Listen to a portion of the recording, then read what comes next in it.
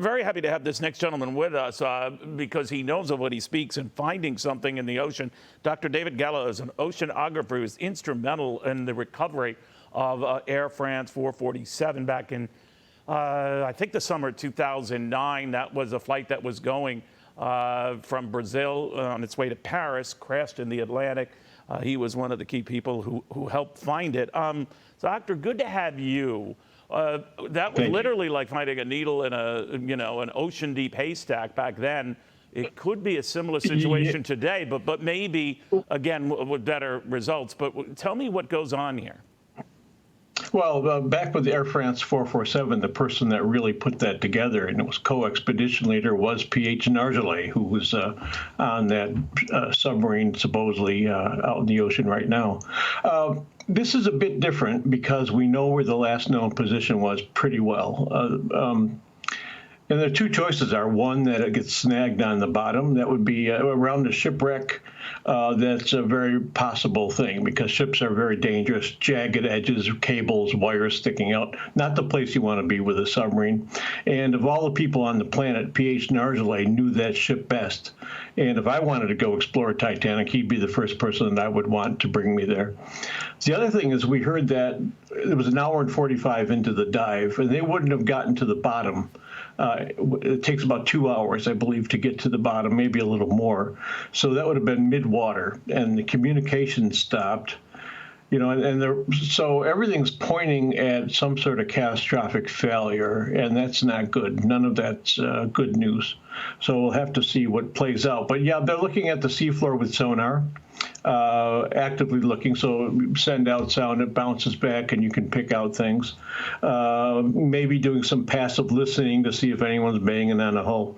And at the surface, looking for anything that might be floating, or maybe the sub intact on the surface. So the one thing I'm assured of and makes me feel better about this whole thing is that everything that you could possibly bring out there to find that sub is out there now.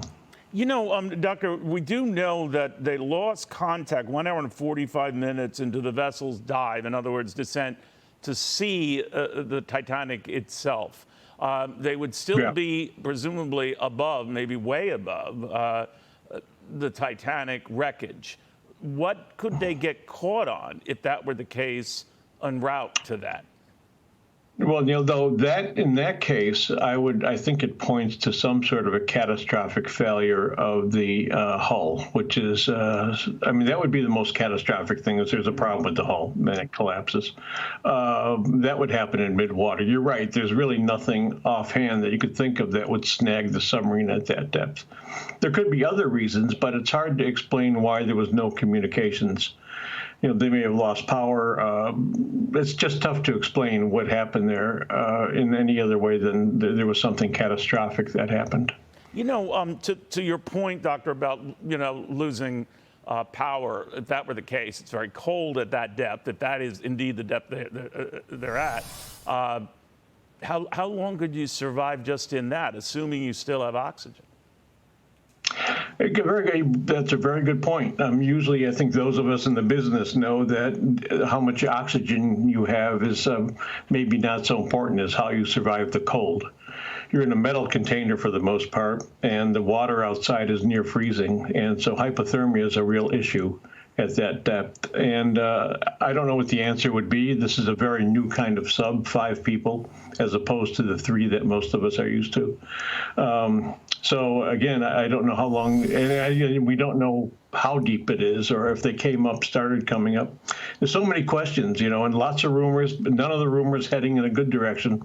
So again, we're going to have to wait and find out what happened. Unfortunately, no black boxes on the submarine. We just don't bring them out.